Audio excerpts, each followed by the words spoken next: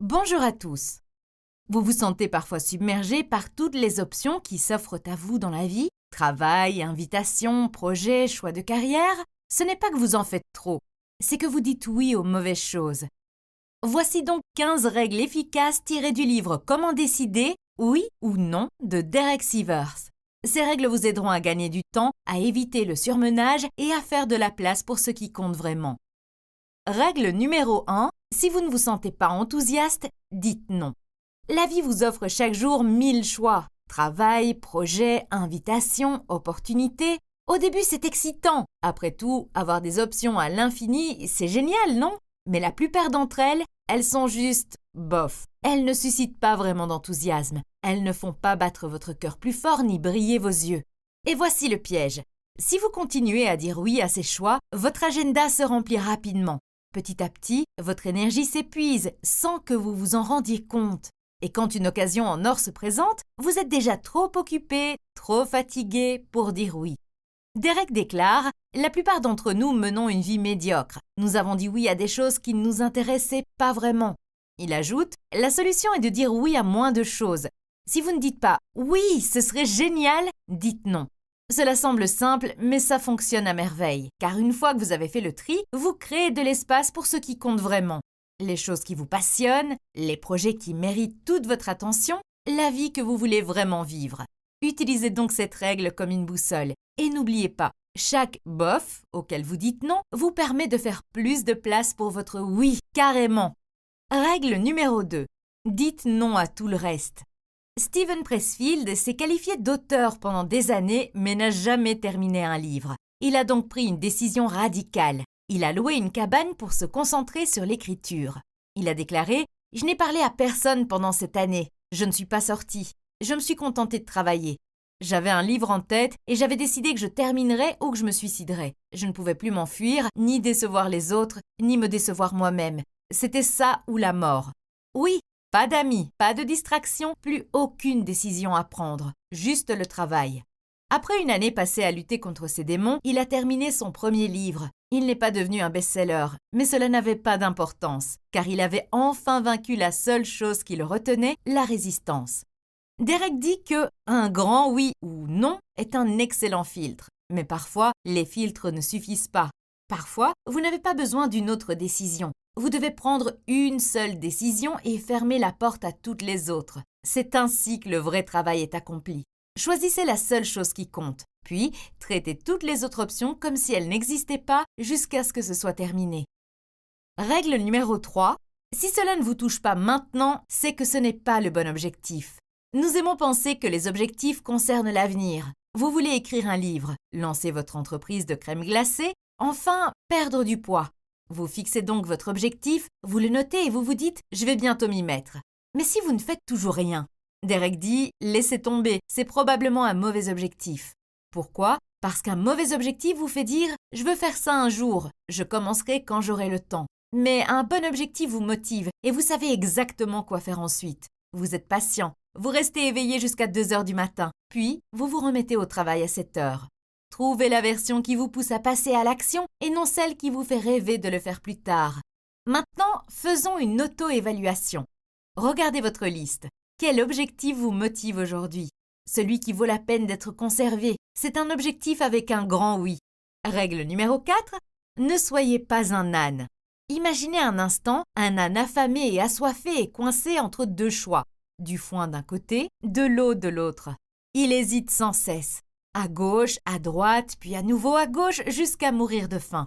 Il aurait pu choisir l'un ou l'autre et tout se serait bien passé, mais vouloir les deux à la fois l'a laissé sans rien. Cela semble ridicule, mais nous faisons la même chose. Nous poursuivons 5 objectifs à la fois. Créer une entreprise, se mettre en forme, apprendre la guitare, voyager à travers le monde, écrire un livre. Et nous pensons que nous en faisons beaucoup. Mais la plupart du temps, nous ne faisons que passer d'une chose à l'autre. Nous commençons, nous arrêtons, nous recommençons, jusqu'à ce que nous soyons épuisés et fatigués sans avoir rien terminé. La leçon à retenir ici est simple. Si vous essayez de tout faire en même temps, vous ne terminerez rien. Le multitâche semble intelligent, comme si vous étiez productif, mais la plupart du temps, cela ne fait que vous ralentir. Votre cerveau se fatigue, votre concentration se disperse et rien n'est approfondi. Derek dit qu'il n'est pas nécessaire de réaliser tous vos rêves cette semaine. Il suffit de bien faire une chose, puis de passer à la suivante. Non, il ne s'agit pas d'abandonner vos idées, il s'agit de timing. Vous pouvez toujours faire toutes ces choses, mais pas tout en même temps. Voici la solution. Choisissez une chose, une seule, celle qui vous semble la plus importante à l'heure actuelle. Mettez les autres en attente, pas pour toujours, juste pour l'instant. Faites une liste plus tard. Notez les choses que vous voulez faire ensuite. De cette façon, votre cerveau sait qu'elles sont en sécurité. Vous n'oublierez pas. Ensuite, concentrez-vous sur celle qui compte le plus. Et quand vous aurez terminé, passez à la suivante. C'est ainsi que vous cesserez d'être l'âne. Règle numéro 5. Inclinez votre rétroviseur. Derek partage une anecdote de conduite qui m'a vraiment marqué. Il roulait sur une route de montagne sinueuse avec des virages serrés et des falaises. Ce n'était pas une course, juste une conduite prudente. Mais ensuite sont arrivés les conducteurs qui le suivaient de trop près. Des voitures qui roulaient près de lui, faisant des appels de phare. Il ne faisait rien de mal, mais soudain, il s'est senti anxieux, poussé à accélérer. Puis, il a fait quelque chose de simple. Il a incliné le rétroviseur vers le haut. Il ne pouvait plus les voir, et le stress avait disparu. Même route, même vitesse, mais cette fois, il se sentait plus calme. Ce petit changement a tout changé. Vous voyez, une grande partie de notre stress ne vient pas de ce que nous faisons, il vient de ceux que nous observons.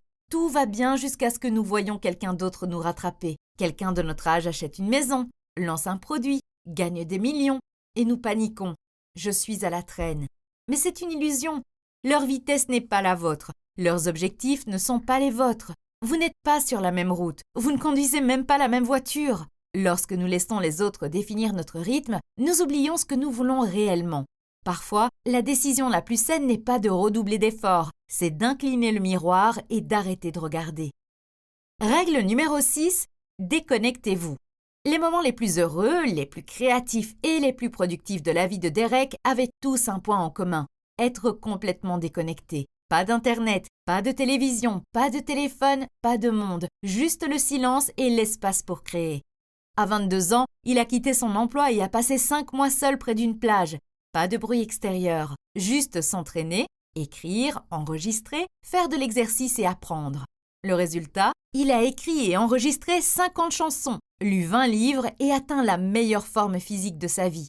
Plus tard, il a renouvelé l'expérience dans une cabane isolée dans une forêt du nord de l'État de New York. C'est là qu'il a lancé CD Baby, une boutique de musique en ligne qu'il a créée pour aider les petits musiciens indépendants à vendre leurs chansons sans avoir besoin d'une grande maison de disques. En 2008, il l'a vendue pour 22 millions de dollars. Derek dit « Le silence est une excellente toile de fond pour vos pensées. Cet espace calme vous aide à transformer toutes vos entrées en sorties. L'absence d'interruption vous aide à vous laisser aller.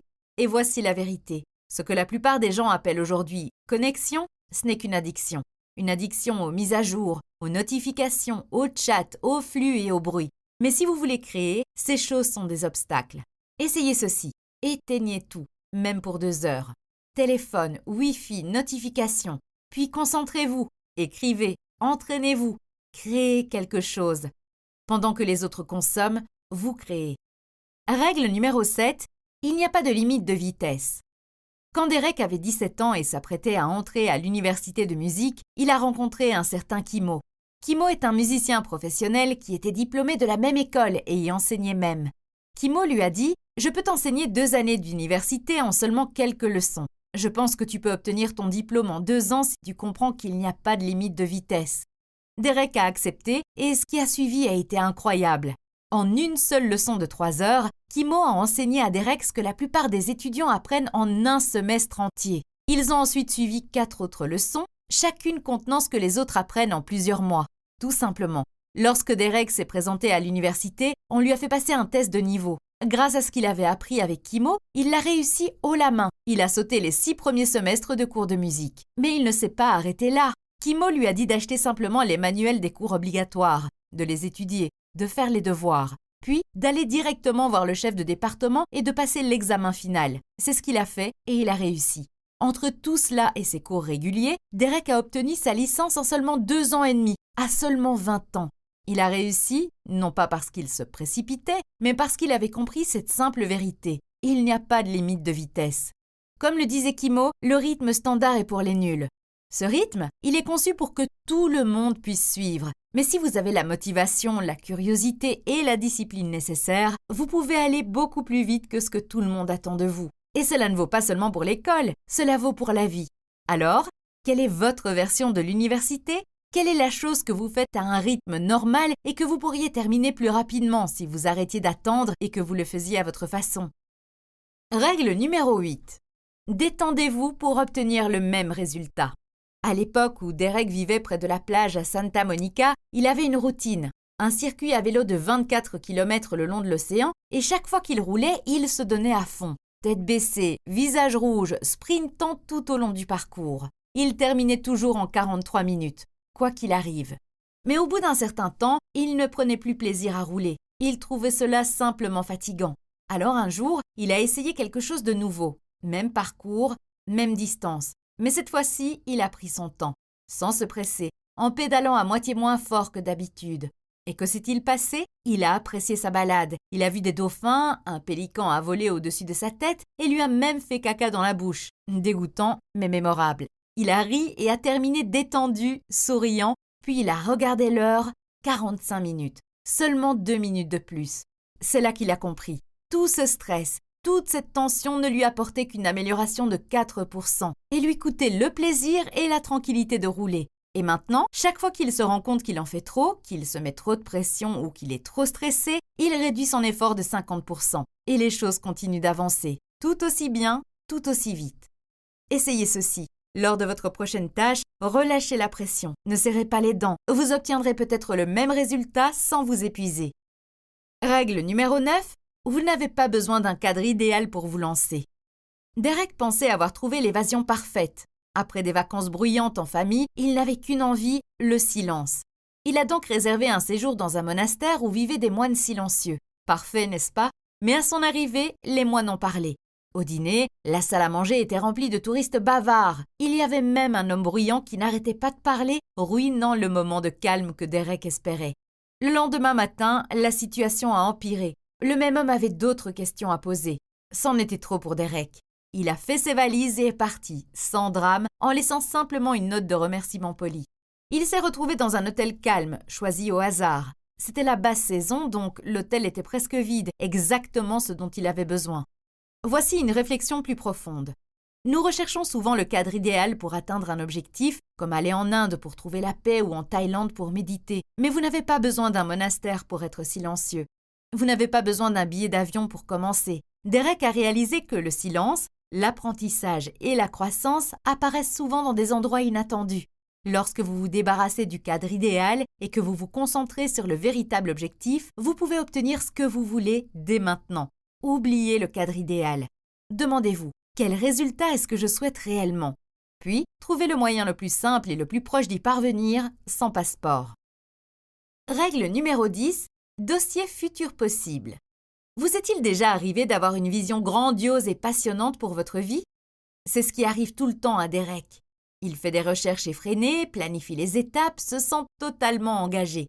Et puis, à peine un mois plus tard, il rêve d'autre chose. Une toute nouvelle vision, une direction complètement différente. Au début, il se sentait coupable, comme s'il ne pouvait pas s'en tenir à un seul plan, comme s'il devait agir sur chaque nouvelle idée, sinon il perdait son temps. Mais ensuite, il a fait un petit changement. Il a créé un dossier sur son ordinateur intitulé « Futur possible ». Désormais, chaque fois qu'il a une nouvelle idée, il la note et l'enregistre dans ce dossier, sans pression, sans culpabilité. Juste une bibliothèque de possibilités passionnantes, certaines absurdes, d'autres qui continuent de l'attirer. Et tous les quelques mois, il ouvre ce dossier et se demande laquelle me semble la plus vivante en ce moment. C'est alors qu'il sait qu'il est temps de passer à l'action. Alors, si vous avez une grande idée, ne la tuez pas. Rangez-la simplement dans votre dossier Futur possible et laissez-la attendre son heure. Règle numéro 11. Qu'est-ce que vous détestez ne pas faire? La plupart d'entre nous essayons de trouver notre voie en nous posant les questions suivantes. Qu'est-ce que j'aime? Ou qu'est-ce qui me rend heureux? Mais ces questions mènent souvent à une longue liste confuse et les choses les plus importantes ne sont pas toujours celles qui nous semblent les plus amusantes sur le moment. Derek a donc inversé la question. Au lieu de vous demander ce que vous aimez faire, demandez-vous qu'est-ce que vous détestez ne pas faire? Qu'est-ce qui vous rend inquiet, vous déstabilise ou vous laisse un peu vide lorsque vous ne le faites pas pendant longtemps? Peut-être est-ce l'écriture, ou le sport, ou une petite entreprise, un projet qui vous passionne, ou même un outil qui aide les gens. Cette question à double négation est souvent plus claire, car la douleur de ne pas le faire révèle à quel point c'est important. La prochaine fois que vous ne savez pas ce qui vaut la peine que vous y consacriez du temps, ne vous demandez pas seulement ce qui vous procure du plaisir. Demandez-vous plutôt qu'est-ce qui vous fait souffrir lorsque vous ne le faites pas. Car ce que vous détestez ne pas faire pourrait bien être exactement ce que vous êtes censé continuer à faire. Règle numéro 12. Et si vous n'aviez pas besoin d'argent ni d'attention? Vous connaissez cette sensation après un copieux repas. Vous êtes tellement rassasié que vous ne voulez plus rien d'autre. Derek demande « Et si vous étiez déjà si riche que vous n'aviez plus besoin de rien d'autre, que feriez-vous alors ?» Cette question le hantait et elle m'a également frappée, car la plupart d'entre nous ne réalisent pas à quel point l'argent et l'attention influencent nos vies. Nous acceptons des projets qui ne nous enthousiasment pas. Nous acceptons un emploi pour le salaire ou parce qu'il semble prometteur et non parce qu'il nous apporte de la joie. Mais si vous n'aviez besoin de rien de tout cela, que feriez-vous? Pas de course au statut social, pas de lutte pour survivre, pas besoin d'impressionner qui que ce soit, juste vous. Que feriez-vous après le repos, la plage et les matins paresseux? C'est votre boussole. Ce que vous feriez même si personne ne vous applaudissait. Posez-vous cette question. Si j'avais 100 millions de dollars et que personne ne me regardait, qu'est-ce que je voudrais encore faire au réveil? Tout ce qui passe ce filtre, c'est votre grand oui. Règle numéro 13. Vos actions révèlent vos véritables valeurs. Derek a un jour dit à son coach qu'il voulait vraiment créer sa nouvelle entreprise. Son coach lui a répondu « Non, ce n'est pas vrai ». Derek a répondu que c'était important, mais le coach lui a rétorqué « Ce n'est pas parce que tu le dis que c'est vrai ». Il a souligné que Derek parlait de cette entreprise depuis 2008, mais qu'il ne l'avait jamais lancée. Il a ajouté que Derek l'aurait déjà fait s'il le voulait vraiment.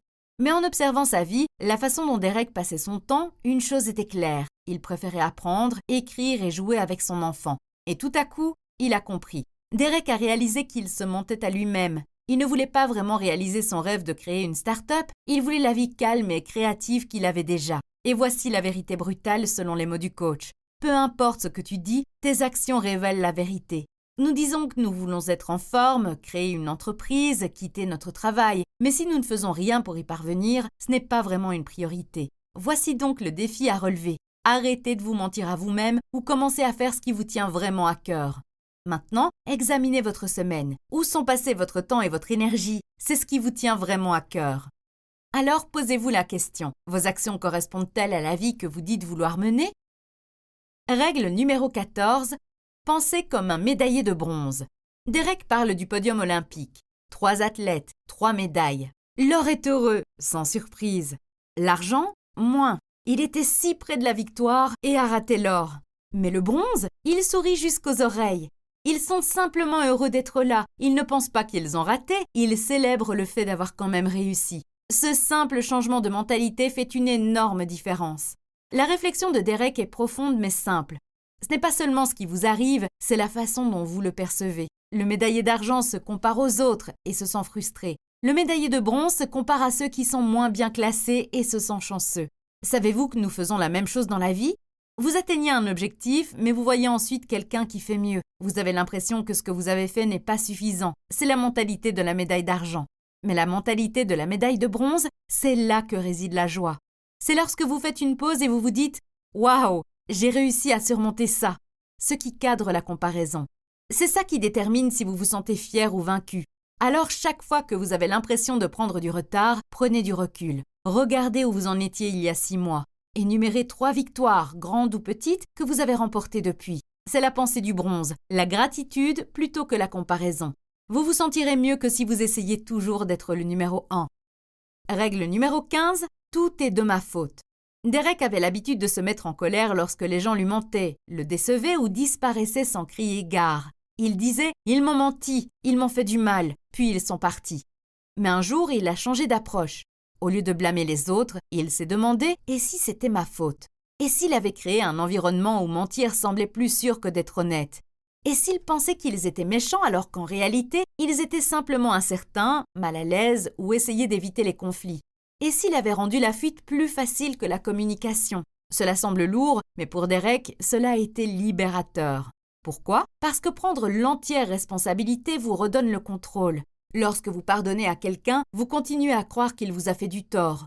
Mais lorsque vous dites « c'est ma faute », vous n'êtes plus une victime. C'est vous qui avez commis l'erreur et c'est vous qui pouvez en tirer des leçons. C'est ça le vrai pouvoir. Plus de reproches, juste la responsabilité et la croissance. Comme le dit Derek, peut-être que vous préférez le mot responsabilité à faute, mais l'idée est la même. Alors, la prochaine fois que quelque chose va mal, ne demandez pas « Pourquoi m'ont-ils fait ça ?», mais demandez-vous « Quel rôle ai-je joué dans cette situation ?» Puis, utilisez cela pour vous améliorer. Bon, récapitulons rapidement ces 15 règles. 1. Si ce n'est pas un grand oui, dites non, car dire oui aux mauvaises choses vous empêche de vous épanouir. 2. Faites une chose et dites non à tout le reste. 3. Les grands objectifs vous poussent à agir aujourd'hui. Si votre objectif ne vous motive pas maintenant, ce n'est pas le bon. 4. Ne soyez pas un âne. Choisissez une chose, terminez-la, puis passez à la suivante. 5. Inclinez votre rétroviseur. Ignorez les autres pendant que vous roulez sur votre propre voie. 6. Déconnectez-vous. Vous pouvez en faire plus lorsque vous êtes déconnecté. 7. Il n'y a pas de limite de vitesse. Vous pouvez aller plus vite que le rythme normal créé pour tout le monde. 8. Détendez-vous pour obtenir le même résultat. Si vous vous précipitez, vous serez stressé. 9. Oubliez le cadre idéal. Vous n'avez pas besoin d'un endroit chic pour commencer, commencez simplement là où vous êtes. 10. Créez un dossier futur possible, c'est votre liste pour plus tard. 11. Qu'est-ce que vous détestez ne pas faire? Faites-le, c'est votre grand oui. 12. Si vous n'aviez pas besoin d'argent ou d'éloges, que feriez-vous? 13. Ce sont vos actions qui révèlent vos vraies valeurs, pas ce que vous dites vouloir faire. 14. Pensez comme un médaillé de bronze, appréciez le chemin que vous avez parcouru au lieu de comparer ceux qui sont devant vous. 15. Si quelque chose arrive, ne blâmez personne, tout est de votre responsabilité. Parmi ces 15 règles, déconnectez-vous est la meilleure pour commencer, car une fois que vous vous sentez déconnecté, vous aurez enfin la clarté nécessaire pour trouver votre véritable grand oui. Et vous déconnecter vous aidera également à vous concentrer sur votre chose principale.